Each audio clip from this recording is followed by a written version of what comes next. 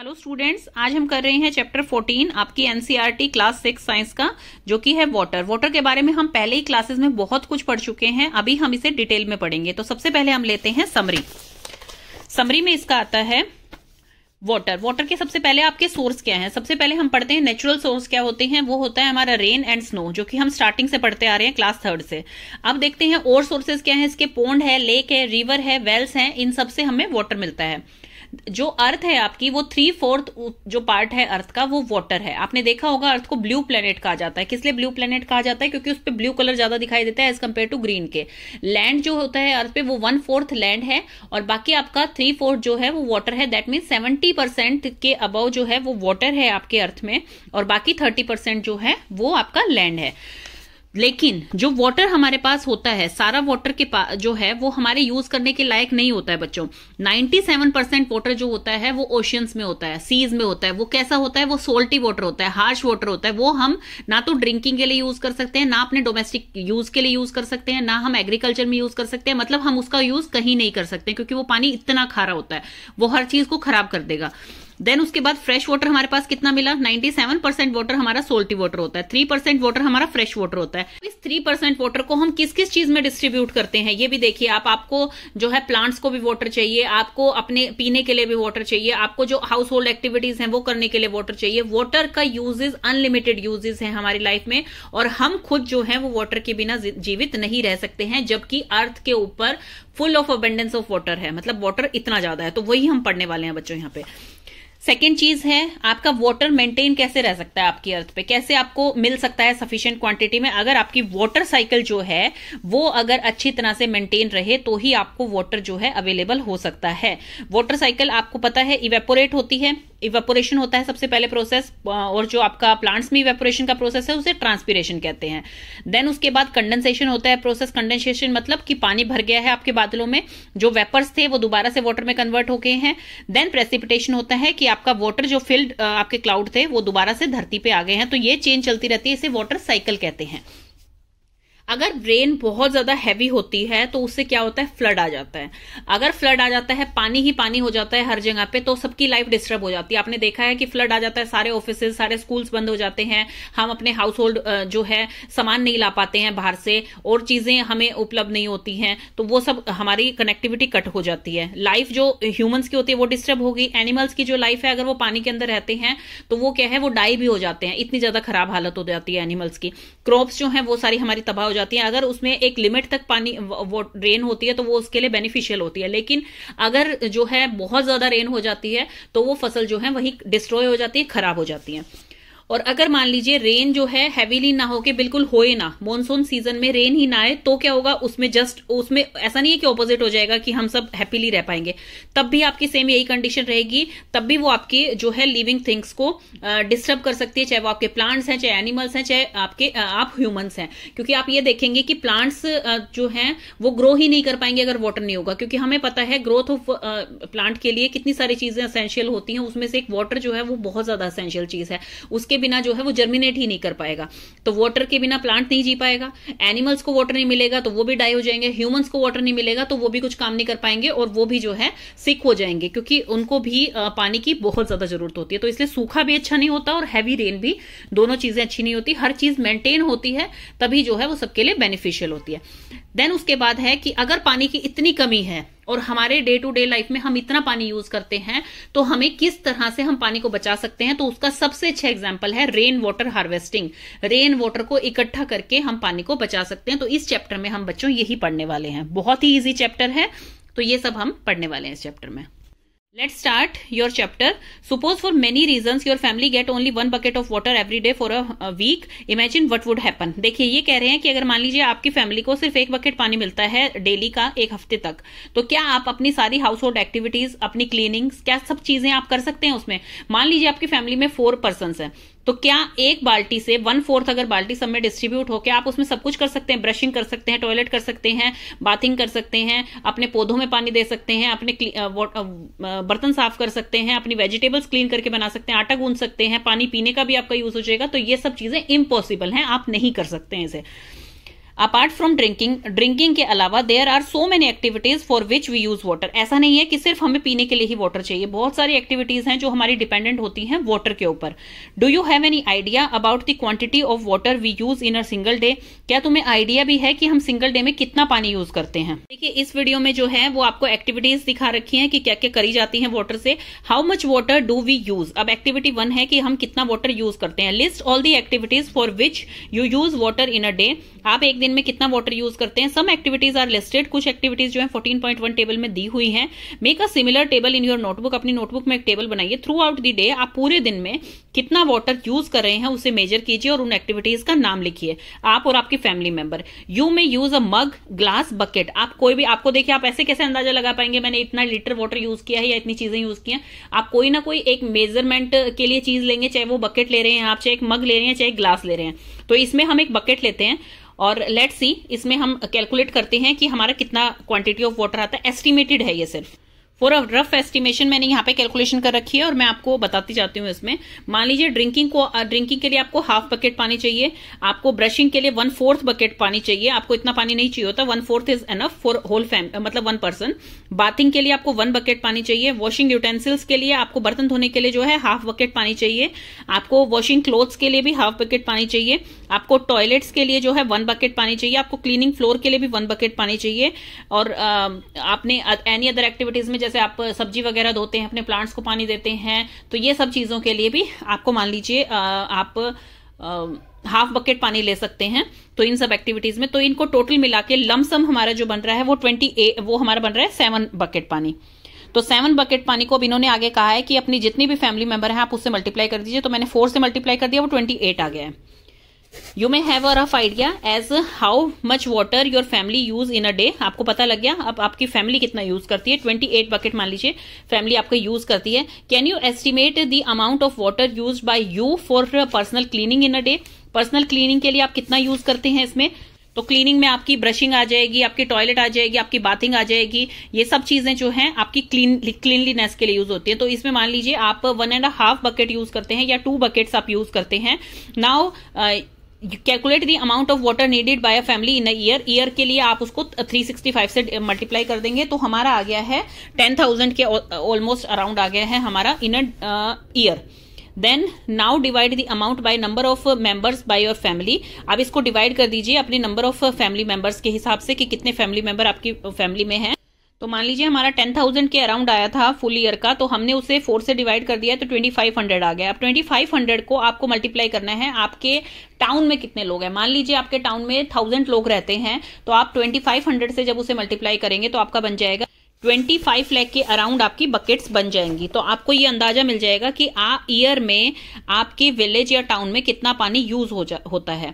बोजो wonder whether people living in different region of the country get the same amount of water. मान लीजिए आप ऐसी जगह पे रहते हैं जहां आपको पानी इजीली अवेलेबल हो जाता है, आपके टैप में पानी 24 आवर आता है, आपके टैंक जो है फुल रहते हैं हमेशा। लेकिन क्या सारे विलेजेस या सारे टाउन्स ऐसे होते हैं कि जिसमें पानी भरपूर मिलता है? नो, ऐसा नहीं है। आपने न्यूज में भी देखा होगा कई जगह पे पानी की बहुत ही ज्यादा दिक्कत होती है, उन्हें बहुत दूर दूर से जाके जो है पानी लेके आना पड़ता है। Are there regions where people don't get adequate amount of water? Yes, ऐसे रीजंस हैं जहां पे उन्हें सफिशिएंट पानी नहीं मिल पाता है। How do they manage? वो जो है एक जगह से दूसरी जगह जाते हैं, दूर दूर जाकर ट्रेवल कर जो है पानी लेके आते हैं। You have listed a number of activity for which you use water. Do you think our water requirement is limited to these activities only? क्या हमारे वाटर जो है वो यूज सिर्फ इन्हीं एक्टिविटीज के लिए होता है? We use wheat, rice, pulses. हम हर चीज चाहते हैं अपने दिन में, हम सब्जी भी खाना चाहते हैं, दालें भी खाना चाहते हैं, रोटी भी खाना चाहते हैं, तो इतनी सारी चीजें, फ्रूट्स भी मिलते हैं हमें, तो वो कहाँ से मिलते हैं? We know that some of the fiber that we use for making fabric come from plants. हमें फैब्रिक भी बनाना होता है प्लांट से जो आता है, जैसे जूट फैब्रिक है, आपकी थ्रेड्स जो बनते हैं, आपका रेशम बनता है, मतलब सिल्क बनता है सिल्क वॉर्म से। तो ये चीजें भी हमें जो है कहां से मिलती है? प्लांट से मिलती हैं। Is water for not needed to grow these? क्या वाटर नहीं चाहिए प्लांट्स ग्रो करने के लिए? बिल्कुल चाहिए। Can you think some of more usages of water? Water के आप और यूजेस बता सकते हैं? बिल्कुल, देखिए प्लांट्स के लिए वाटर चाहिए, हमें अपनी लिविंग थिंग्स के लिए वाटर चाहिए, हमें जो है कार वॉशिंग के लिए वाटर चाहिए, हमें अपनी फैक्ट्रीज में वाटर चाहिए। बहुत सारी चीजें ऐसी हैं जिसमें कि हमें वाटर की नीड होती है। इवन हर चीज ऐसी है जिसमें हमें वाटर की नीड होती है। So we need water not only for our daily activities but also for producing many things. हमें बहुत सारी चीजें बनाने के लिए भी वाटर चाहिए होता है। Paheli wants to tell you that about 2 glasses of water are required to produce each page of a book. आप ये देखिए, अब आपकी बुक्स जो हैं इसको बनाने के लिए भी वाटर चाहिए होता है। आपकी बुक का जो एक पेज बनता है वो कैसे बनता है? उसमें भी 2 गिलास पानी लगता है। आप जो ये रीयूज करवाते हैं अपने पेपर जिसमें लिखा हुआ होता है, उससे फ्रेश नोटबुक बन जाती है, तो ये कैसे बनती है? ये इसी तरह से बनती है। इन्हें पानी में भिगो के रखा जाता है और फिर ये प्रोसेस किया जाता है। तो इसमें भी आपका एक पेज में पहेली बता रही है कि 2 गिलास वाटर लग जाता है।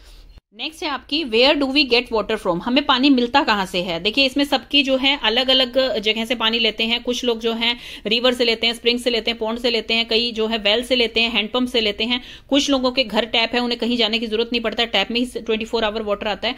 Have you ever wonder where water in your tap comes from? क्या आपको पता है कि आपके टैप में पानी आता कहां से है? Water that we get tap is also drawn from lake. अब आप सोचेंगे कि ये तो कह रहे हैं कि आपके टैप में जो वाटर आता है वो भी लेक और रिवर से आता है, जैसे वेल में होता है पानी, मतलब कुएं में जो पानी होता है, ग्राउंड वाटर होता है, वही हमारी टैप्स में आता है। तो ये पॉसिबल कैसे है? It is then supplied through a network of pipe. ये जो पानी है ये आता आपकी रिवर से, ये देख रहे होंगे आप, ये अंडरग्राउंड पाइप्स लगी होती है, मोटर लगी हुई है। तो ये पानी कहां से आ रहा है? आपका रिवर से आ रहा है। और आपकी जो है to water treatment plant, from water treatment plant, मतलब ये अंडरग्राउंड लगी होती हैं और उन पाइप से होकर हमारी सोसाइटीज में, हमारे घर तक जो है पानी आता है हमारे टैंक में। Each of us may be getting water into our home in different ways, but finally as all of us get water from the same source, जैसे कि पॉन्ड है, लेक है, रिवर है, वेल है, हमें सेम सोर्स से पानी मिल रहा है। हाँ, बस लाने के तरीके अलग अलग हैं। कोई जो है वो अपने मटके में लेके आता है, बकेट में लेके आता है, किसी घर टैंकर आते हैं, किसी के टैप से पानी आ जाता है। तो ये सबका अलग अलग वे है लेके आने का, बट सबका पानी एक ही सोर्स से रहा है। Bojo wants to imagine a day in your life when water supply through tap is not available, so you have to fetch it yourself. अब वो कह रहे हैं, बोजो ये कह रहा है कि आप इमेजिन करो कि आपकी टैप में पानी नहीं आ रहा है और आपको बहुत दूर से जाकर पानी लेके आना पड़ रहा है, तो तब भी क्या आपकी फैमिली वही same amount of water use करेगी? नहीं, आप उसे बहुत थोड़ा थोड़ा यूज करेंगे, क्योंकि हर किसी को जब किसी चीज में हार्ड वर्क, मेहनत करनी पड़ती है तो उस चीज की वैल्यू होती है हमें। अभी पिक्चर देखिए आप, ocean cover a major part of the earth. Ocean ने जो है मेजर पार्ट अर्थ का कवर कर रखा है। Do you know that about 2/3 of the earth is covered with water? बिल्कुल, 2/3 अर्थ जो है आपकी कवर्ड है वाटर से। इसको 3/4 भी बोल सकते हैं हम। Most of this water is in the ocean और सी और ओशियन में मिलता है, जैसे कि आपको ये दिखा रखा है। लेकिन ये जो वाटर होता है, जैसे मैं आपको पहले समरी में पूरा डिटेल में कर चुकी हूं कि ये जो वाटर होता है ये सोल्टी वाटर होता है और सोल्ट इसमें डिजोल्व हो जाता है। वाटर बहुत सेलाइन होता है ये, इसलिए ये आपकी ड्रिंकिंग के लिए, आपके डोमेस्टिक यूज के लिए, एग्रीकल्चर के लिए, इंडस्ट्रियल नीड्स के लिए बिल्कुल भी फिट नहीं होता है। तो आपने ये लाइन सुनी होगी एक फेमस पोएम की। पोम जो है आपकी वो है rime of the ancient mariner. इसके राइटर ने लिखा था, water water everywhere nor any drop to drink. मतलब हर जगह पानी तो है, जैसे अर्थ पे हमें दिख रहा है, इतना ब्लू प्लैनेट है हमारा अर्थ, पानी तो हर जगह है लेकिन पीने के लिए नहीं है। 97% वाटर जब सोल्टी होगा, हमारी यूज का ही नहीं है। 3% वाटर जो है वो हमें किस किस सोर्स से मिलेगा और किस किस को मिल पाएगा। Here the poet has described the plight of a sailor on a ship lost in the ocean. मान लीजिए एक सेलर है, आपकी शिप पे जो रहते हैं वो उन्हें सेलर कहते हैं। तो सेलर जो है वो खो गया है किसी ओशियन के अंदर, तो उसको पानी तो दिखाई दे रहा है हर जगह पे, लेकिन उसके पीने के लिए वो फिट नहीं है, पोर्टेबल वाटर नहीं है जो वो पी सके। तो इसलिए वो ये लाइन बोल रहा है कि हर जगह पानी तो है देखा जाए तो, लेकिन हम एक ड्रॉप भी पी नहीं सकते हैं। Yet ocean plays an important role in supplying the water that we use. लेकिन ओशियन जो है वो एक इंपॉर्टेंट रोल प्ले करता है हमारे वाटर की सप्लाई में। अब आप सोचेंगे कैसे? और many of us live in places far away from the ocean. हम जो है ओशियन से बहुत दूर रहते हैं। Does the water supply in these places also depend on ocean? क्या इन पे भी जो यहाँ पर भी जो पानी सप्लाई होता है वो ओशियन से होता है? बिल्कुल होता है। हर पानी जो, क्योंकि 97% हमारा वाटर है, हम 3% से अपनी अर्थ को जो है सफिशिएंटली हर जगह पे वाटर नहीं प्रोवाइड कर सकते। तो वही वाटर हम यूज करते हैं। कैसे करते हैं? वो वाटर साइकिल के द्वारा होता है। How come the water from the sources is not सेलाइन anymore, वो सेलाइन क्यों नहीं रहता है, वो सब आपका जो है वो किससे होता है, वाटर साइकिल से होता है, जिससे कि वो वाटर जो है फ्रेशली आपके पास रिवर्स हो जाता है। सबसे पहले वाटर साइकिल में कौन सा स्टेप आता है, evaporation, then condensation and then precipitation. अभी हम इसको समझते हैं। जैसे कि हमें नेम से ही पता लग रहा है कि कोई भी चीज इवेपोरेट होना मीन्स लिक्विड से गैसियस फॉर्म में जाना, उसे कहा जाता है आपका इवेपोरेशन। जैसे कि आप पिक्चर में देख पा रहे हैं, इसमें जो आपका सरफेस वाटर है वो इन प्रेजेंस ऑफ सनलाइट जैसे ही हीट एनर्जी, लाइट एनर्जी आपकी वाटर पे गिरती है, तो उसमें क्या होता है, आपका ऐसा तो है नहीं कि वो वाटर उबलना शुरू हो जाएगा और आपको गैस दिखने लग जाएगी। उसमें क्या होता है, वो वाटर जो गर्म होता है तो उसमें क्या होता है, इवेपोरेट होनी स्टार्ट हो जाती है गैसियस फॉर्म में।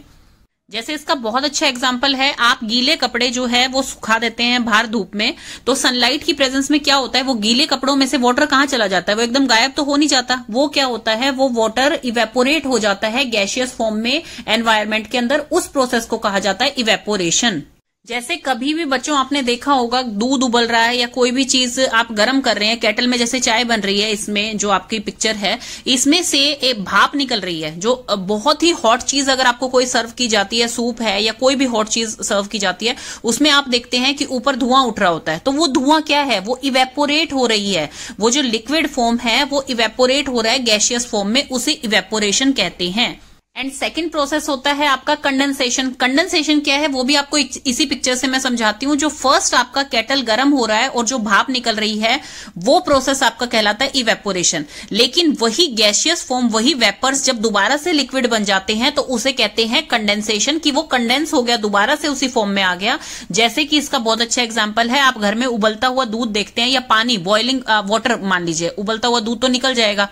बॉइलिंग वाटर है, बॉइलिंग वाटर के ऊपर या गर्म दूध के ऊपर जब आप एक कोई भी ढक्कन ढक देते हैं, तो ढक्कन ढकने के बाद क्या होता है, उस पे हल्के हल्के से वेपर्स बन जाते हैं। फिर वो दोबारा से जो है, जैसे आप वो प्लेट हटाते हैं गर्म दूध के ऊपर से, तो वो पानी गिरता है उसके ऊपर, उस प्लेट से, तो उसे कहते हैं कंडेंसेशन, कि वो गैसियस फॉर्म में आया, पहले जब उबला था तो भाप निकली उसमें से, और भाप जो है दोबारा से वाटर ड्रॉपलेट में चेंज होगी, तो उस प्रोसेस को कहा जाता है कंडेंसेशन।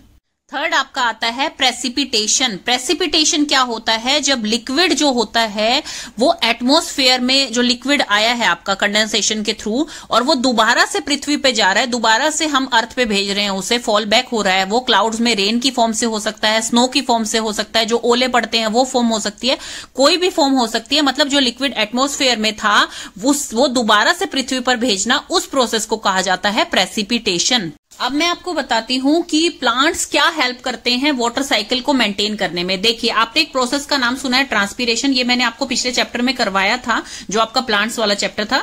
इसमें क्या होता है कि जो वाटर ड्रॉपलेट होती है वो गैसियस फॉर्म में एनवायरमेंट में फैल जाती है, उस प्रोसेस को कहा जाता है ट्रांसपीरेशन। अब ये कैसे स्टार्ट होता है, सबसे पहले देखिए, आप इसके नीचे देखिए, रूट से जो है वाटर वो आपके स्टेम तक जा रहा है, स्टेम से वो लीव्स में जा रहा है, और लीव्स के ऊपर आपके छोटे छोटे पोर्स होते हैं जिन्हें हम स्टोमेटा कहते हैं। तो in the presence of sunlight, sunlight की प्रेजेंस में क्या होता है, वाटर इवेपोरेट होना स्टार्ट हो जाता है। मतलब इवेपोरेशन प्रोसेस जो होता है वो प्लांट्स में ट्रांसपीरेशन कहलाता है। तो वाटर जो है उसमें इवेपोरेट होना स्टार्ट हो जाता है सरफेस ऑफ लीव से, और वो एनवायरमेंट में जाता है। एनवायरमेंट में क्या होता है, इवेपोरेट हो जाता है वो, और एडिंग वाटर टू एयर, मतलब ताकि आपकी एयर जो है वो मॉइस्ट रहे, इस प्रोसेस को बोला जाता है ट्रांसपीरेशन। बच्चों, कभी भी आपको प्लांट में ट्रांसपीरेशन प्रोसेस अगर आंखों से हम नहीं देख सकते, लेकिन देखना हो तो क्या करेंगे, हम कोई भी प्लांट है उसके ऊपर इन प्रेजेंस ऑफ सनलाइट एक पॉलीबैग उसके ऊपर ढक देंगे, पॉलिथीन, और थोड़ी देर बाद ही हम देखेंगे कि उस पॉलिथीन में हल्की हल्की सी ड्रॉपलेट बन गई है। तो वो कौन सा प्रोसेस हुआ है, इवेपोरेशन, जिसे हम प्लांट्स में ट्रांसपीरेशन का नाम देते हैं। अब ये आपको समझ आ गया कि प्लांट्स इवेपोरेशन क्या होती है, वो होती है ट्रांसपीरेशन। तो इस प्रोसेस में आपको दिख रहा है इवेपोरेशन हुई, ट्रांसपीरेशन की हेल्प से वो जो है एनवायरमेंट में चली गई आपकी एयर, जो मॉइस्ट एयर थी, जो लिक्विड था आपका। देन उसके बाद दोबारा से प्रेसिपिटेशन होगी बारिश के रूप में, और वो दोबारा से पृथ्वी पे आ जाएगा। तो इसे कहते हैं वाटर साइकिल। ये बहुत ही आसान है बच्चों। सबसे पहले वाटर होता है, आपकी जो पृथ्वी पे वाटर है, वाटर के बाद उसमें क्या होगा, सनलाइट की प्रेजेंस में वो हीट होना स्टार्ट होगा और वो इवेपोरेट कर जाएगा। इवेपोरेट करके, जितनी ज्यादा गर्मी होती है, आपको ये कहते हैं ना कि कितनी ज्यादा गर्मी हो रही है तो अभी बारिश आने वाली है, तो ये अनुमान लगाया जाता है, तो वो बिल्कुल सही होता है। वो क्या होता है, जैसे ही वाटर इवेपोरेट करेगा, जितनी ज्यादा गर्मी बढ़ेगी वाटर उतना ही इवेपोरेट करेगा, गैसियस फॉर्म में ऊपर जाएगा। ऊपर जाने के बाद क्लाउड्स में क्या होगा, क्लाउड्स में फिर वो भर जाएगा और क्लाउड्स में कंडेंसेशन प्रोसेस होगा। मींस वो जो वेपर्स आपके इवेपोरेट होके ऊपर आए थे तो वो लिक्विड का फॉर्म लेंगे और फिर प्रेसिपिटेशन की हेल्प से वो रेन, स्नो, चाहे आपके ओला है या कोई भी तरह से वो आपकी पृथ्वी पे वापस आ जाएगा। तो ये प्रोसेस पूरा चलता रहता है, इसे बोला जाता है वाटर साइकिल। अब ये वही दे रखा है जो मैंने आपको भी बताया है, water cycle, disappearing tricks of water. Water disappear कैसे हो जाता है ये मैंने सारा आपको बहुत अच्छी तरह से एग्जांपल के साथ बता दिया है। जैसे कि कपड़े सूखते हैं तो कपड़े कोई जादू से तो सूखते नहीं है कि सनलाइट में कपड़े सूख गए हैं, उनके अंदर का जो वाटर होता है वो किसमें, गैसियस फॉर्म में जो है वो निकल जाता है, तो वो कहलाता है आपका इवेपोरेशन प्रोसेस। आपने देखा होगा कि आपके बारिश आई है, अगले दिन वो पानी सूखा हुआ है, अगर सनी डे हो गया है, तो वो सब इवेपोरेशन प्रोसेस होता है। ये अब हम इसमें टाइम वेस्ट नहीं करेंगे, बिल्कुल सिर्फ सेम वही दे रखा है जैसा कि मैंने आपको इवेपोरेशन में समझाया था। जैसे कि इन्होंने कहा है, जैसे एक्टिविटी 6 देखी थी हमने चैप्टर 5 की, उसमें क्या था, water with salt dissolve in it was heated, वो हीट किया जाता है। फिर उसके बाद क्या देखा जाता है कि उसमें जो वाटर है वो इवेपोरेट कर दिया है और सोल्ट नीचे बच गया है। तो यही होता है आपका इवेपोरेशन से। सोल्ट भी आपका सी सोल्ट भी इसी तरह से मिलता है आपको इवेपोरेशन प्रोसेस से। नेक्स्ट आपकी आती है एक्टिविटी 2। एक्टिविटी 2 में हमें क्या करना है, 2 सिमिलर प्लेट लेनी है। जैसे आपका प्लेट 1 और प्लेट 2 दिखा रखा है, दोनों के अंदर वाटर लेना है। वाटर को काउंट करने के लिए आप जो है किसी बोतल का कैप ले सकते हैं, कोई छोटी मतलब कटोरी ले सकते हैं, किसी भी चीज से आप इनको नाप सकते हैं। तो आपने दोनों में जो है इक्वल क्वांटिटी में वाटर ले लिया। अब क्या होगा, सनलाइट की प्रेजेंस में क्या होगा, क्या आप देख रहे हैं कि हाफ एन आवर बाद या 2 आवर्स बाद आप देखेंगे कि पानी जो है वो डिसअपियर होने लग गया है। लेकिन ज्यादा पानी किसका डिसअपियर होगा, जो कि आपकी बाहर पड़ी है, डायरेक्ट सनलाइट में पड़ी है, क्योंकि इसमें इवेपोरेशन प्रोसेस तेज होगा, क्योंकि लाइट की प्रेजेंस में, सनलाइट की प्रेजेंस में ही हीट जनरेट होती है और वो इवेपोरेशन का प्रोसेस जो है वो प्रोसेस होता है। तो वो क्या है, वाटर जो है, जब वाटर वेपर्स आपके गैसियस फॉर्म में कन्वर्ट हो जाते हैं उसे इवेपोरेशन कहते हैं। तो यही है इस पूरे प्रोसेस में। During the day time sunlight falls the water in ocean, तो इसी तरह से जो है ओशियन, रिवर एंड लेक्स के पॉन्ड्स के वाटर पे जो है सनलाइट पड़ती है। The field and other land areas also receive sunlight. As a result water from all these places continuously वो जो है वेपर में कन्वर्ट होता रहता है और salt dissolve in the water are left behind, salt वहां बच जाता है। उसी तरह से जो है सी सोल्ट हम वहां से कलेक्ट करते हैं। In activity 2 did you find that water also disappeared from the plate. अब इस एक्टिविटी में आप देखेंगे कुछ टाइम बाद जो है प्लेट से बिल्कुल वाटर डिसअपियर हो जाएगा, सूख जाएगी वो plate. The shade through it could have taken more time, तो शेडो के नीचे जो है उसमें टाइम लगेगा अभी, क्योंकि हीट तो वहां पर भी आ रही है पर डायरेक्ट हीट नहीं आ रही है। Does the heat from the sunlight reach there, yes, बिल्कुल सनलाइट वहां पर पहुंचती है।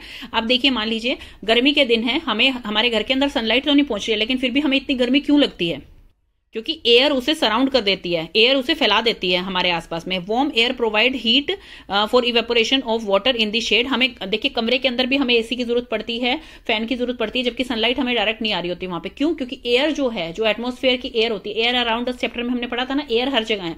तो जैसी एयर होगी, अगर बहुत सनी डे है तो हमारे घर के अंदर भी हमें गर्मी लगेगी, क्योंकि एयर जो है वही वार्म एयर फ्लो कर रही है हर जगह पे। तो ये प्रोसेस होता है। Evaporation of water is a slow process, this is that is why we rarely notice it loss from a bucket full of water. ये जो है ये स्लो प्रोसेस होता है, बहुत तेजी से नहीं होता है। सनलाइट की प्रेजेंस में ये जो है तेजी से होता है, तो इसीलिए हमें पता नहीं लगता है कि हमारा पानी धीरे धीरे जो है गर्मियों में कम होता रहता है। आपकी बकेट अगर मान लीजिए भरी हुई है, आपने भर के रखी हुई है, तो धीरे धीरे कम होता है, लेकिन वो इतना धीरे धीरे होता है इवेपोरेशन प्रोसेस कि हम उसको नोटिस नहीं कर पाते हैं। अगर सनलाइट में कोई चीज रखी है तो यस, आप उसको 15 मिनट्स बाद देख सकते हैं, आधे घंटे बाद देख सकते हैं, तो आपको वहां पर फर्क बहुत अच्छे से दिखाई देगा। अब ये भी मैंने आपको ट्रांसपिरेशन अच्छी तरह समझा दिया था कि वाटर का लॉस जो है प्लांट से कैसे होता है, वो ट्रांसपिरेशन प्रोसेस से होता है। Boojho has been reading about transpiration, he asked himself how much water is loss through transpiration by wheat plant that gives us 1 kilogram of wheat. He found out that this is nearly 500 liters, that is roughly 25 large size bucket full of water. Can you now imagine the amount of water lost by plant of all the forest crops और grassland together? ये बच्चों आपने पढ़ा होगा, वो बोजो जो है वो यही कह रहा है कि ट्रांसपिरेशन प्रोसेस में कितना वाटर लॉस होता है। मान लीजिए 1 किलोग्राम आपकी व्हीट है तो उसमें कितना पानी लॉस होगा।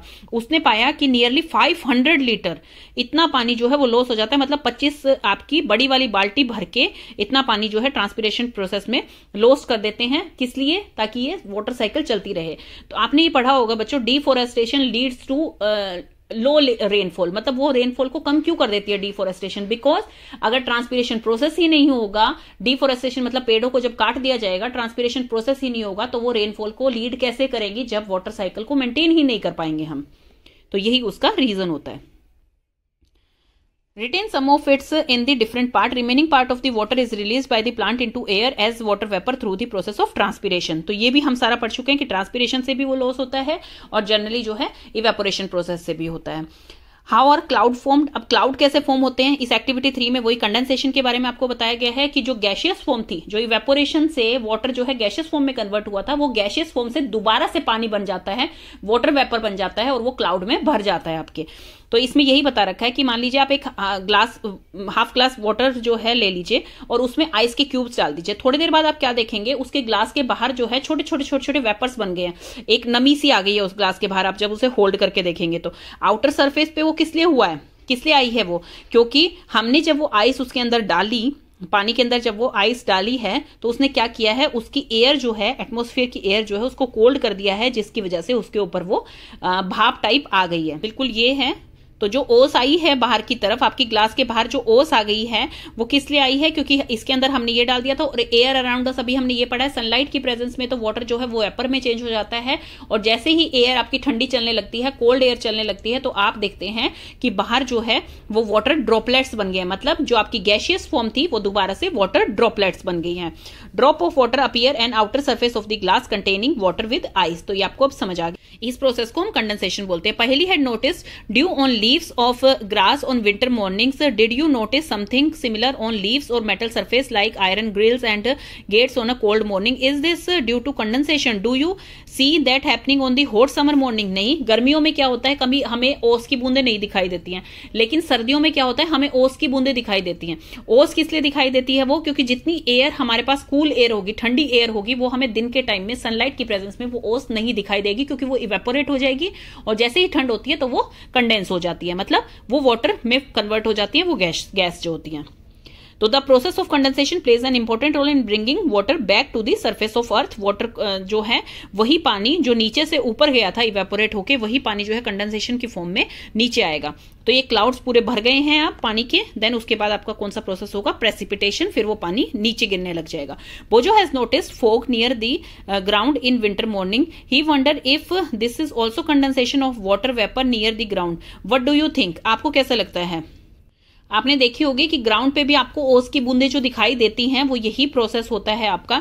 तो अब ये क्या कह रहे हैं, इट में ऑल्सो जो रेन होती है आपकी, वो फिर उसके बाद जब क्लाउड पूरे भर जाते हैं, कंडेंसेशन प्रोसेस हो जाता है, फिर उसके बाद आपका प्रेसिपिटेशन होता है, वो रेन आपकी धरती पे दोबारा से आ जाती है। तो इसीलिए इसे वाटर साइकिल बोलते हैं, मतलब अर्थ से लेकर और अर्थ को ही वापस देना, इस पूरे साइकिल को बोला जाता है वाटर साइकिल। अब इसमें कह रहे हैं बैक टू दी ओशन। अब पूरी वाटर साइकिल हमने समझ लिया अच्छी तरह से। अब बैक टू दी ओशन मतलब पानी जो है इवेपोरेट होकर चला जाता है ऊपर और वापस आता है हमारी धरती पे।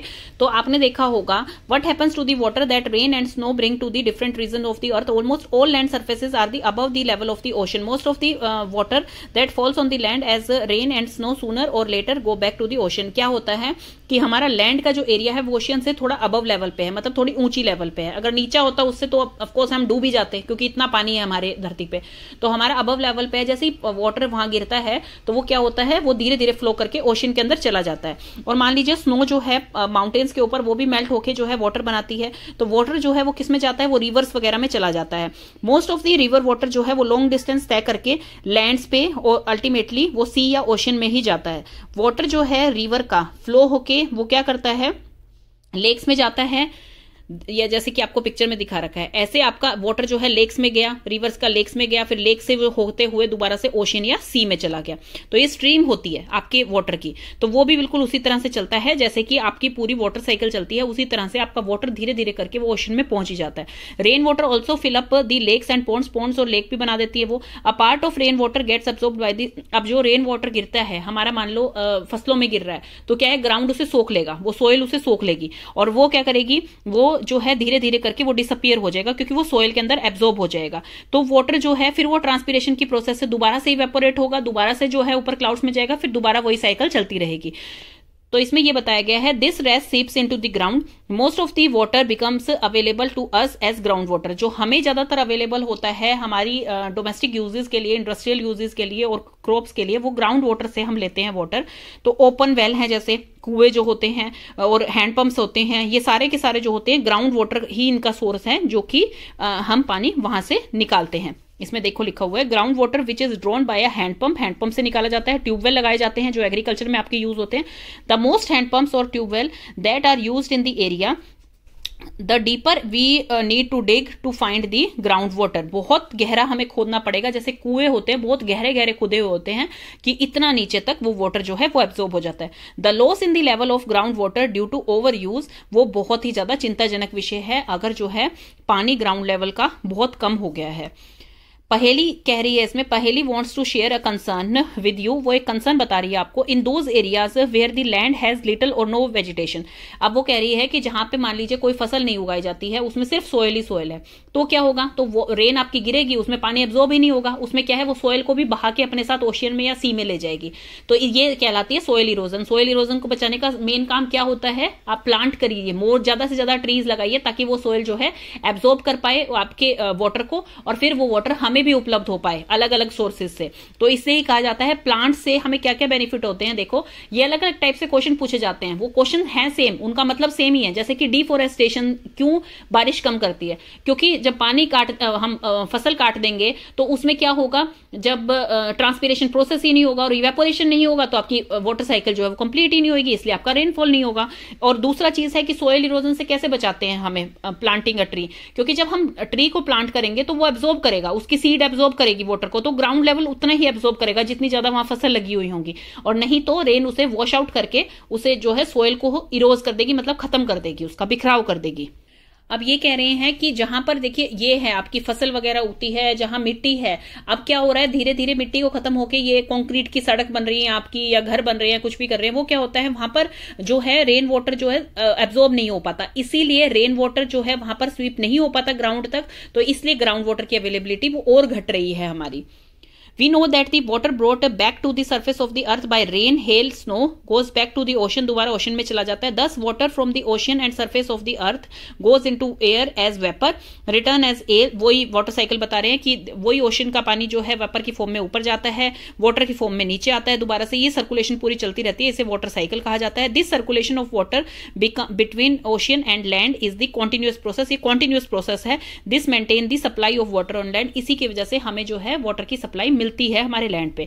What if it rain heavily, ये भी मैं आपको पहले बता चुकी हूं, अगर रेन बहुत हैवी होगी, देखिए time duration and amount of rainfall varies from place to place, कई जगह हर जगह पर जो है वेरी करती है। कुछ प्लेसेस ऐसे होते हैं जहां पर पूरे साल तक रेन होती है, कुछ प्लेसेस ऐसे होते हैं जहां पर फ्यू डेज के लिए रेन होती है। तो मेनली रेन होती कब है, मानसून सीजन में रेन आती है। जैसे हमारे नॉर्थ साइड में कब आती है, जब मानसून सीजन आता है जब भी रेन आती है। साउथ साइड में आप देखेंगे वहां रेनफॉल ज्यादा होता है।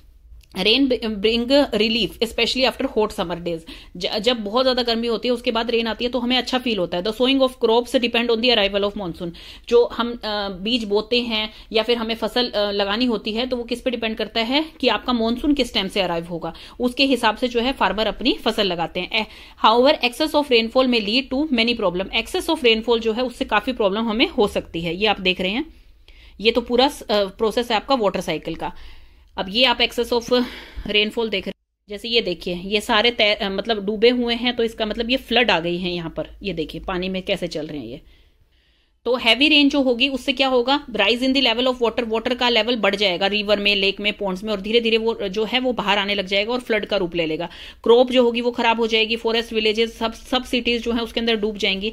कंट्री में फ्लड जो है वो बहुत सारे डैमेजेस लेके आती है हमारे साथ, क्रॉप जो है वो डैमेज हो जाती है, डोमेस्टिक एनिमल्स जो है उनकी लाइफ जो है खत्म हो जाती है, खराब हो जाती है, हमारी खुद की प्रॉपर्टी जो है, हमारे घर डूब जाते हैं, तो ये चीजें सारी हो जाती हैं। During flood the animal living in the water also get carried out with the water, वो भी बाहर आ जाते हैं। जब फ्लड आएगी तो जो मछलियां हैं जो पानी के अंदर रहती हैं वो भी बाहर आ जाते हैं, तो उनकी भी लाइफ जो है ट्रैप हो जाती है लैंड एरिया में और वो डाई हो जाते हैं, क्योंकि उनको जब आपका पानी सूखता है धीरे धीरे, जब सनी डे आता है तो पानी सूखता है, क्योंकि जैसे फिश मान लीजिए फ्लड में वाटर से बाहर आ गई हैं, तो जैसे जैसे पानी सूखेगा तो वो वहां पर तड़प तड़प के मर जाएंगी, क्योंकि सारे के सारे एक ही रेशो से, जैसे जितने फ्लो से बाहर आते हैं उतने फ्लो से दोबारा से अंदर नहीं जा सकते हैं, वो मैराइन जो लाइफ होती है उनकी वो डिस्टर्ब हो जाती है। What happens if it doesn't rain for a long time, अगर बारिश बहुत ज्यादा आ गई तब हमने पढ़ लिया, अगर मान लीजिए रेन आए ना लंबे टाइम तक तो क्या हो। Can you imagine what would happen if it doesn't rain in a region for a year or more, अगर एक साल तक रेन ना आए तो क्या होगा। सोयल जो है जितना पानी उसने ऑब्जर्व कर रखा था वो धीरे धीरे अपना पानी लूज करती जाएगी इवेपोरेशन और ट्रांसपिरेशन के मेथड से। फिर क्या होगा, तो वो पानी अपना दे तो रही है लेकिन जो उस वाटर साइकिल से हमें रेन मिलनी थी वो रेन हमें मिल नहीं रही है, तो सोइल क्या होगी और ज्यादा ड्राई हो जाएगी। The level of water in ponds and wells वो क्या हो जाएगा, वो नीचे चला जाएगा बहुत ज्यादा और धीरे धीरे जो है वो सूखने लग जाएगा। तो कौन सी सिचुएशन आ जाएगी, सूखे की। ड्रॉट का मतलब होता है जहां सूखा पड़ जाए, मतलब बिल्कुल पानी की बूंद ना हो जहां पे। तो क्या होगा, इससे फूड फोडर सब कुछ डिस्टर्ब हो जाएगा। मतलब इससे हम ना तो कृषि कर सकते हैं, ना हमारी डोमेस्टिक यूज के लिए यूज कर सकते हैं, ना मतलब कोई जो है बर्ड्स हैं वो उनको पानी मिल सकता है। मैराइन लाइफ जो होती है वो आपकी डाई हो जाती है, वो डिस्टर्ब हो जाती है। तो इससे भी बहुत सारी डिफिकल्टीज हमें फेस करनी पड़ती हैं। What happens to the animal and vegetation in these condition, try and find out the about talking about. देखिए अपने पेरेंट्स से पूछिए, मैगजीन्स में पढ़िए कि वहां पर क्या होगा। जब देखिए ट्रांसपिरेशन और इवेपोरेशन प्रोसेस हो रहा है आपकी सोयल से और प्लांट से, लेकिन आपको उसको दोबारा से वापस मिल नहीं रहा है वो पानी, तो धीरे धीरे सोयल सूखती जाएगी, प्लांट्स आपके खराब हो जाएंगे। क्योंकि जब सोयल में मॉइस्चर नहीं रहेगा तो आपके प्लांट ग्रो नहीं कर पाएंगे, फूड नहीं बना पाएंगे वाटर के प्रेजेंस में। तो क्या होगा, वो सारी के सारे डिस्टर्ब हो जाएगी, हमें क्रॉप नहीं मिलेगी, हमें खाना खाने को नहीं मिलेगा, तो पूरी फूड चेन जो है वो डिस्टर्ब हो जाएगी। ये पता चल रहा है इतना डिस्टर्ब हो जाता है इससे सिस्टम, जो फूड चेन होती है हमारी वो सारी डिस्टर्ब हो जाती है। क्योंकि एक इंसेक्ट जो है उससे लेकर ह्यूमन बीइंग एक दूसरे के ऊपर डिपेंडेंट है, और अगर रेन नहीं आएगी तो इन सब की लाइफ जो है फुल्ली डिस्टर्ब हो जाएगी। क्योंकि जब क्रॉप ही नहीं उगेगी तो बहुत सारे एनिमल्स हैं जो सिर्फ क्रॉप खाते हैं, ह्यूमंस जो हैं वो वेजिटेबल्स एंड फ्रूट्स खाते हैं, तो हर बंदा जो है एक दूसरे पे इंटरडिपेंडेंट है। How can we conserve water, हम वाटर को कैसे बचा सकते हैं। Small fraction of water available on earth is fit for use of plant animal and human. हमने ये देखा कि हमारा जो है 97% वाटर जो है वो सॉल्टी है और 3% वाटर जो है वो हम यूज कर सकते हैं। मोस्ट ऑफ द वाटर जो है वो ओशियन में है, it can't be use directly. When the level of the ground water it decreases drastically, जब वो ग्राउंड वाटर का लेवल ड्रास्टिकली डिक्रीज होता है, this can't be use anymore, तो वो यूज हम नहीं कर सकते हैं। टोटल अमाउंट ऑफ वाटर जो है अर्थ पे रिमेन्स द सेम, वो उतना ही है, टोटल अमाउंट ऑफ वाटर उतना ही है कि 70% वाटर है आपके लैंड पे, लेकिन वो सारा का सारा हमारे पीने के या हमारे डोमेस्टिक यूज के लिए मतलब फिट नहीं है। डिमांड जो है जैसे जैसे आपकी पॉपुलेशन इंक्रीज हो रही है, डे बाय डे वाटर की इंक्रीज होती जा रही है। Number of people using water is increasing with the rising population. In many cities long queues for collection, आप देखिए इस तरह की क्यू लगती है कई सिटीज में कि जहां पर पानी नहीं मिलता है तो हर कोई अपनी बकेट अपने मटके सब चीजें लेके आ जाते हैं कि हमें ये भर के ले जाने हैं, और ये बहुत ज्यादा टफ हो जाता है हमारे लिए। क्योंकि ज्यादा से ज्यादा वाटर जो है इंडस्ट्रीज यूज कर रही हैं, फैक्ट्रीज में लग रहा है, आपकी एग्रीकल्चर में लग रहा है, हम खुद बहुत यूज कर रहे हैं। तो हमारे लिए बहुत जरूरी है कि हम केयरफुली उसे यूज करें, वेस्ट ना करें। और हम वाटर को कैसे सेव कर सकते हैं, तो उसमें सबसे अच्छा तरीका है आपका रेन वाटर हार्वेस्टिंग का। One way of increasing the availability of water is to collect rain water और store it for later use. तो रेन वाटर हम कलेक्ट करते हैं, उसे कहा जाता है rain water harvesting. The basic idea being rain water harvesting is catch water where it falls, वहीं पे कैच कर लो वाटर को जहां पर वो गिरता है, इसे कहा जाता है रेन वाटर हार्वेस्टिंग। अब वो क्या कह रहे हैं, जो जैसे मान लीजिए कंक्रीट की रोड्स बनी हुई है, बिल्डिंग्स बनी हुई है, वो सारे हमारा एरिया मान लीजिए पूरा कवर्ड है, तो वो क्या करेगा, वो वाटर फ्लो होके वहां से बह के जो है ड्रेन्स में चला जाएगा, ड्रेन से फिर वो रिवर्स और लेक्स में चला जाएगा, और फिर वो हमसे दूर होता जाएगा, फिर वो ओशियंस में चला जाएगा। तो हमें बहुत एफर्ट करने पड़ेंगे उस पानी को दोबारा अपने पास लाने के लिए। तो दो टेक्निक्स हैं कि आप रेन वाटर हार्वेस्टिंग कैसे कर सकते हैं। एक तो इसमें सबसे पहले है rooftop rain water harvesting. Rooftop rain water harvesting ये होती है बच्चों, इस देखिए पिक्चर से समझिए, बारिश जो है वो रूफटॉप पे गिर रही है, फिर उसमें जो एक पाइप अटैच कर रखी है, उस पाइप से जो है पानी जो है इस टैंक में जा रहा है। तो इस टैंक में जो पानी आएगा उसमें जो है ऊपर जो रूफटॉप की आपकी मिट्टी होगी, जैसे इसमें लिख रखा है, the rooftop to storage tank through pipes, this water may contain soil from the roof and need filtering before it is use instead of collecting rain water in the tank. अब वो कह रहे हैं रेन वाटर को tank में collect करने की बजाय डायरेक्ट उसे आने दो नीचे, और ग्राउंड वाटर में जैसे ही वो सीप होएगा, मतलब वहां पर जो है एब्जॉर्ब होगा, तो वो क्या करेगा, आपके ग्राउंड वाटर को रिफिल करेगा। आपके ग्राउंड वाटर को रिफिल कर दिया है यहां पर, ये देखिए ये अंडर द ग्राउंड जा रही है पाइप, और यहाँ पर जो है आपका ग्राउंड वाटर जैसे में हम ट्यूबवेल में यूज करते हैं, अपने हैंडपंप में यूज करते हैं, या फिर कुआं खोद लेते हैं वहां पर, इन चीजों के लिए हम फिर उसे यूज कर सकते हैं रेन वाटर को। ये देखिए last point, this then seeps into the soil to recharge और refill the ground water. Another option is to allow water to go into the ground directly from the road side drains that collect rain water. तो वो कह रहे हैं another option क्या है, allow water to go into the ground directly चला जाए, इतनी ज्यादा पाइप्स वगैरह लगाने की जरूरत ना पड़े, आप कुछ ऐसा सिस्टम कर दें कि वो डायरेक्टली जो है आपके ग्राउंड वाटर में चला जाए और फिर उसे जो है वहां से यूज कर सकें। तो ये आपके मेथड बताए थे रेन वाटर हार्वेस्टिंग के। अब है आपके इसके keywords. Start keywords. First is clouds. What are clouds? Clouds क्या होते हैं? Cloud is a mass of water drops और ice crystal suspended in the atmosphere. Cloud कैसे बनते हैं? By the process of condensation. Second is condensation. Condensation क्या होता है? When water vapours converted into liquid form, it is called condensation. Drought क्या होती है आपकी? Drought is a long period without rain leading to severe shortage of water in that region. मतलब कि आपकी रेन जो है बहुत लंबे टाइम से नहीं आई है और उस रीजन में जहां पे ड्रॉट पड़ा हुआ है वहां पर जो है पानी की कमी हो गई है, उसे कहते हैं drought. Next is evaporation. What is evaporation? When liquid converts into vapor form, that means when जब evaporate होता है, वो steam होती है, तो जो भाप निकलती है, मतलब liquid converted into gaseous form, that is called evaporation. And what is flood? Flood क्या होती है? When a long period with rain, जब रेन बहुत लंबे समय से आ रही है, leading to a rise in water level is called flood. Flood वो कहलाते हैं जब बाढ़ आ जाती है, वाटर लेवल ज्यादा इंक्रीज हो जाता है। What is ground water? Ground water क्या होता है आपका? Rain water gets absorb by ground, जो आपको पता है सोइल से एब्जॉर्ब हो जाता है और become the source of many lakes, बहुत लेक्स का सोर्स बन जाता है। एंड ड्रॉन बाय हैंडपंप से आप निकाल सकते हैं, आप वेल बना सकते हैं, उनसे जो है ग्राउंड वाटर यूज होता है। What is hello? हेल क्या होता है? जो ओलावृष्टि, जो ओले गिरते हैं उसे हेल कहते हैं। ओशियंस क्या होते हैं आपके? Ocean is a large area of salt water between continents, उसे कहते हैं ओशियन, जो कि बहुत लार्ज बॉडी है आपको पता है पूरी अर्थ पे जो है 3/4 पानी है, लेकिन उसमें से जो है 97% वाटर, मतलब 70% टोटल वाटर है आपकी अर्थ के ऊपर, तो उसमें से जो है 97% वाटर सिर्फ ओशियन के अंदर है, 3% वाटर ओनली फ्रेश वाटर है आपका। What is rain harvesting? Rain harvesting क्या होती है? collecting rain water and store it for later use is called rain water harvesting. What is snow? Snow क्या होती है? आपकी बर्फ जो होती है, that is snow. Water vapors क्या होते हैं आपके? Water vapors get added to air by evaporation and transpiration. उन्हें water vapor कहते हैं, जो gaseous form हो जाती है आपकी। Water cycle क्या होती है? The circulation of water between ocean and land is called water cycle, जिसमें कि आपके evaporation, condensation and precipitation ये 3 steps आते हैं, that is called आपकी water cycle. Let's move on to exercise. First is fill in the blanks. Fill in the blanks में सबसे पहले इन्होंने कहा है the process of changing water into vapours. जो वाटर वेपर में चेंज होता है उसे इवेपोरेशन कहते हैं। The process of changing water vapours into water, दोबारा से वाटर में चेंज होता है, उसे कंडेंसेशन कहते हैं, इज कॉल्ड कंडेंसेशन।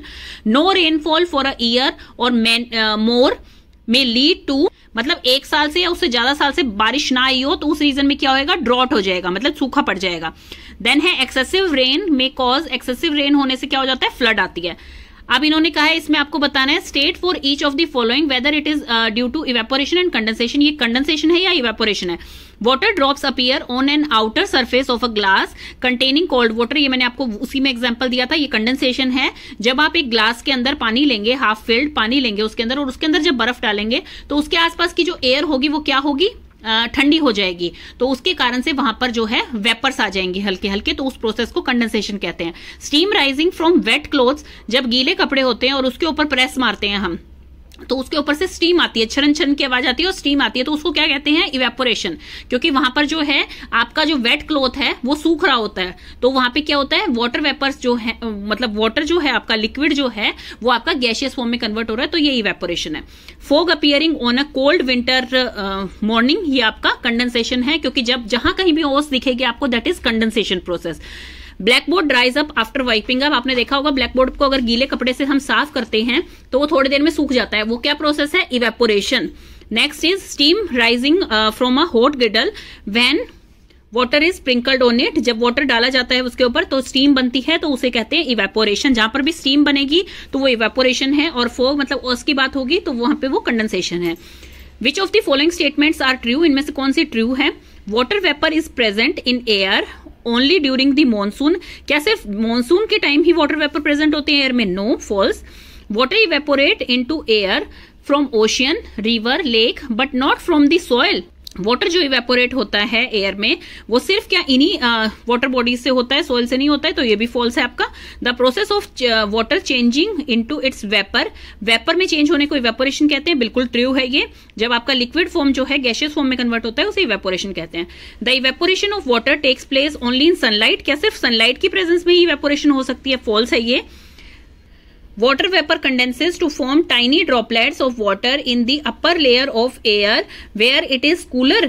ये है आपका ट्रू। वाटर वेपर जो है कंडेंस होते हैं to form tiny droplet, tiny droplets बना देते हैं, मतलब जैसे ओस की बूंदे बना देते हैं वाटर की, इन दी अपर लेयर ऑफ एयर, मतलब अपर जो ऊपर वाली लेयर होती है एयर की, उसमें बना लेते हैं वेयर इट इज कूलर, जहां पर वो और ज्यादा ठंडी होती है। हम जितना बच्चों धरती से ऊपर जाते रहेंगे अपने एटमोस्फेयर में, उतनी ही जो है ठंड बढ़ती रहेगी वहां पे। नेक्स्ट क्वेश्चन है आपका, suppose you want to dry your school uniform quickly, आप अपनी स्कूल यूनिफॉर्म को क्विकली ड्राई करना चाहते हैं, would spreading it near an अंगीठी और हीटर। इफ यस हाउ, अगर आप अपनी स्कूल यूनिफॉर्म को जल्दी से ड्राई करना चाहते हैं तो आप उसको स्प्रेड कर देते हैं, फैला देते हैं अंगीठी या हीटर के पास, तो उससे क्या होता है, उससे आपका प्रोसेस इवेपोरेशन का होता है, मतलब it increases the rate of evaporation due to heat, heat के कारण इवेपोरेट होता है, जो आपका वाटर होता है कपड़ों के अंदर वो इवेपोरेट हो जाता है, उड़ जाता है, मतलब गैसियस फॉर्म में उड़ जाता है। Take out a cooled water bottle from refrigerator, refrigerator से आप कूल्ड वाटर बॉटल निकालिए and keep it on the table, और टेबल पे रख दीजिए। After some time you notice a droplet of water around it, why, आप उसकी चारों तरफ देखेंगे वाटर ड्रॉपलेट बन जाएगा, तो किस वजह से होता है, कंडेंसेशन की वजह से होता है। तो आप लिखेंगे इसमें surface of air around bottle cools down and air condenses around the bottle. Air जो है, आप जैसे ही ठंडा पानी निकाल के फ्रिज से बाहर रखते हैं तो जो उसके आसपास की एयर होती है वो ठंडी हो जाती है जहां आपने बोतल रखी है, क्योंकि उसके अंदर ठंडा पानी है, तो उसके चारों तरफ की जो बोतल होगी एयर होगी, जैसे एयर तो हर जगह होती है बच्चों, हमने पढ़ी थी ना एयर अराउंड अस में, तो उसके आसपास की जो एयर होगी वो ठंडी हो जाएगी। जब एयर ठंडी होगी तो वो क्या करती है, ओस गिराती है, ओस की बूंदें निकलती हैं, आपकी वाटर वेपर्स बनते हैं, तो उस प्रोसेस को कंडेंसेशन कहा जाता है। To clean their spectacles, people often breathe out on the glass to make them wet. Explain why the glasses become wet.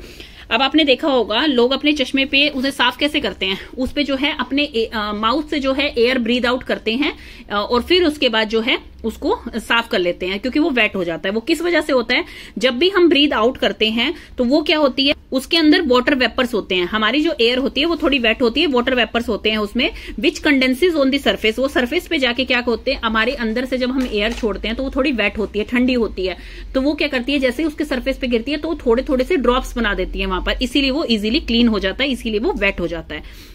How are clouds form, cloud कैसे बनते हैं, वो वाटर साइकिल में मैंने आपको बताया था, पहले इवेपोरेशन होती है, देन उसके बाद क्लाउड स्काई में जब वो भाप आपकी जाती है तो वो कंडेंसेशन प्रोसेस के थ्रू वाटर ड्रॉप्स बनाती हैं और उसी वाटर से फिल होके वो क्लाउड बन जाते हैं आपके। When does a drought occur? Drought कब बनती है आपकी, ड्रॉट कब होती है, जब एक long period, it is a long period without rain leading to a severe shortage of water in that region is called drought. तब ड्रॉट बनती है जब बहुत लंबे टाइम से वहां बारिश ना हुई हो, शॉर्टेज हो जाए पानी की, तब वहां पे ड्रॉट बनती है। तो बच्चों ये चैप्टर भी आपका कंप्लीट हो गया है। अगर आपको इसमें कोई प्रॉब्लम है या कोई चीज समझ नहीं आई है तो you can ask in comment section. Thank you.